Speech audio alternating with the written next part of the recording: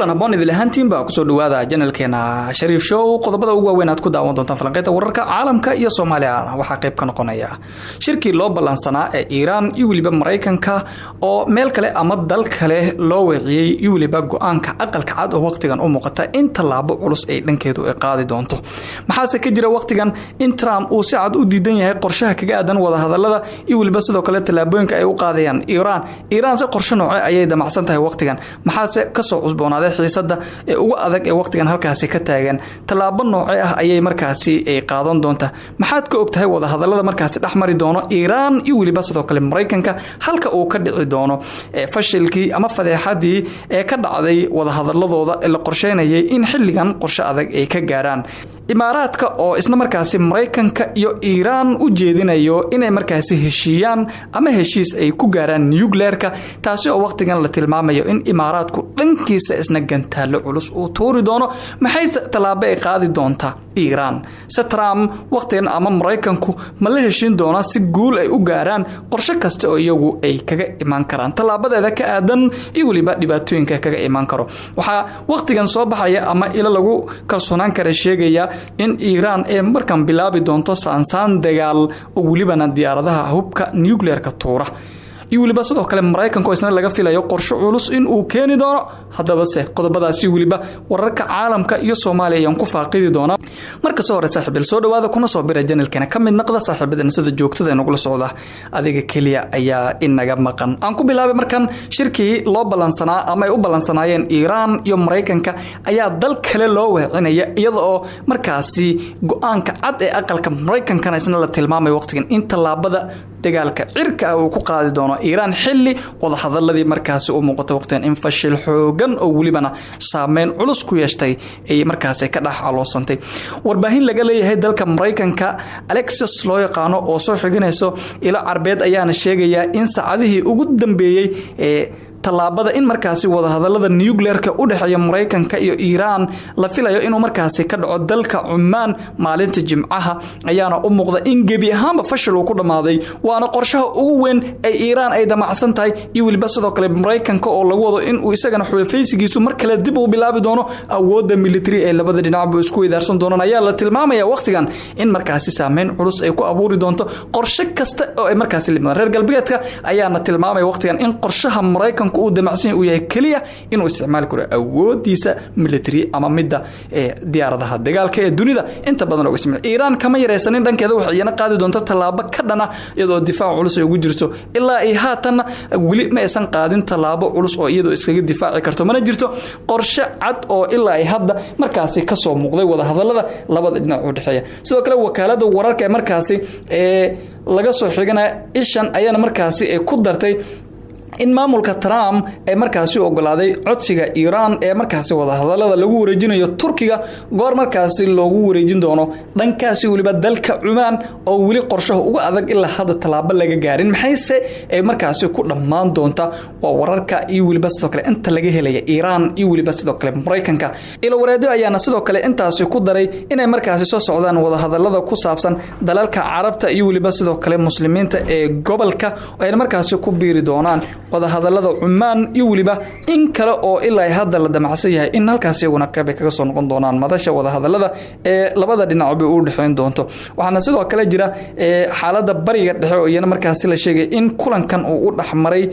ra'iisul wasaaraha Israel Benjamin Netanyahu iyo waliba soo kale ergeyga gaarka ee madaxweynaha Mareykanka u qaabilsan bariga dhexe Swift loo yaqaano ayaana markaasi ku soo dhamaaday kulan oo waliba natiijo muhiim ah aysan ka gaarin bilowgooda ee dooda wada hadalka labada dhinac buu u dhaxeeyay ayaana la qorsheynay waqtigan in uu sii xoogeysan doono Israel ayaa yar mar kale ku loolamaysa sidii ay qayb ugu noqon lahayd dagaalada bariga dhexe oo muddooyinka ugu dambeysay aad u xoogeysay ilaa ay hadda wali aysan qorshe cad ula imaanin maxayse tahay waqtigan qorshaha kaga aadan ee waqtigan iyana markaasi dib ay u bilaabi doonaan gobollo qayb ay ka yihiin muslimiinta inay ku biiri doonaan marka wada hadallada Oman iyo waliba soo kale qorshaha kale dhanka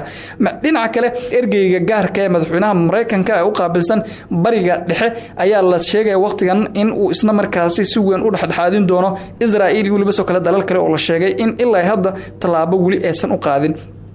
sidoo kale waxaana markaasi warbaahinta u sheegay ra'iisul wasaaraha Israel Benjamin Netanyahu kulan uu markaasi kula yeeshay wifti code oo loo yaqaano ayuuna ku yiri Tehran marar badan ayana markaasi muujisay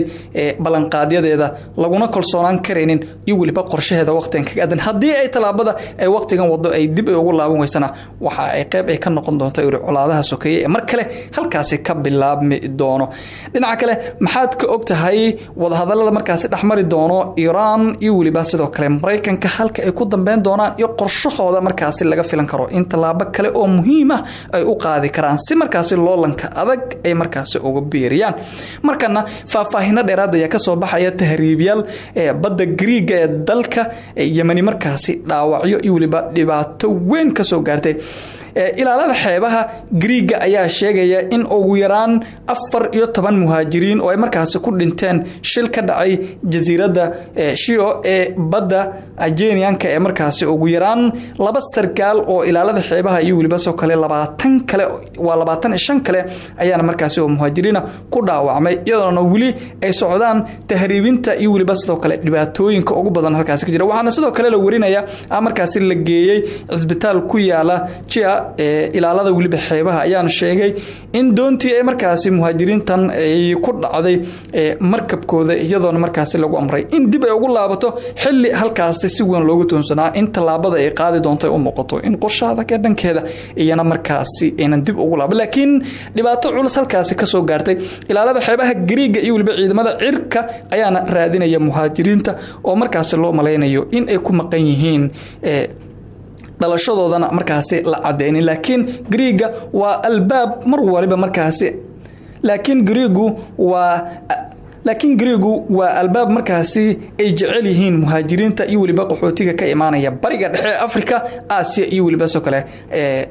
qaaradaha kale ee Yurub waqtigan la tilmaamaya in ay rabeen inay u sii talaabaan wadamada kale halkaasi mana jirto ilaa hadda talaabo culus oo dhankooda ay u qaadeen inkastoo la soo badbaadiyay tira aad u badan ilaa haatan wali talaabadeeda ay u muuqato oo in Greegu si weyn markaasi ay ugu fogan yihiin ama ay ugu loolan yihiin sidii markaasi lagu badbaadin lahaa waana qorshaha ugu cad ee waqtigan ay markaasi badbaadintooda ama baadigoobkooda ay ku jiraan muhaajiriinta inta badan halkaasi lagu laayahay waana caqabadaha ugu culus ee waqtigan ilaa ay hadda wali aysan markaasi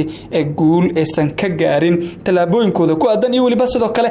badbaadintooda waana doontii afraad sida la sheegaya in usbuuc gudihiisa halkaasi ay kula qalibantay waliba dad badanina ay ku dhaawacmeen walow ay jiraan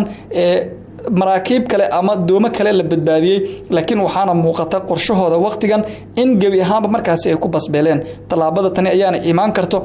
qorshaha ugu adag ee waqtigan markaasi talaabadeeda ay u qaadayaan sidii looga hortagi lahaa tahriibiyaasha ama muhaajiriinta inta badan dhaawacyada dhibaatooyinka culus ee ka soo gaara doomaha iyo waliba sidoo kale rabitaankooda ku aadan inay u gudbaan qaaradaha kale iyagu inta badan ku hamiyaan waana caqabadaha ugu weyn ee leeyahay Greega mar kale ayaana saameyn xoogan ay ka muuqato waqtigan in dadka ay aad ugu badanayaan ilaa ay haatanna wali ay si gabi ahaanba aan ugu hortagin dawladda Greega iyadoo wali ay warinayaan in markaasi dhamaadka sanadkan ay gabi ahaanba ay markaasi ay diiwaan galiyeen tira gaaraya 284,000 oo qof oo tahriibiyaal ama muhaajiriin damacsanaa inay u talaabaan xadka wadamada kale ee reer galbeedka waxa weyn intaas wararka caalamka iyo waliba Soomaaliya aad kala socoteen waxaan ka casuunayaa hadii ila dhamaadkaad la soo gaartay fadlan ku soo biir kana mid noqo saaxiibadeena sida joogtada oo la socon doona wararkeena Shariif Show mahsanidin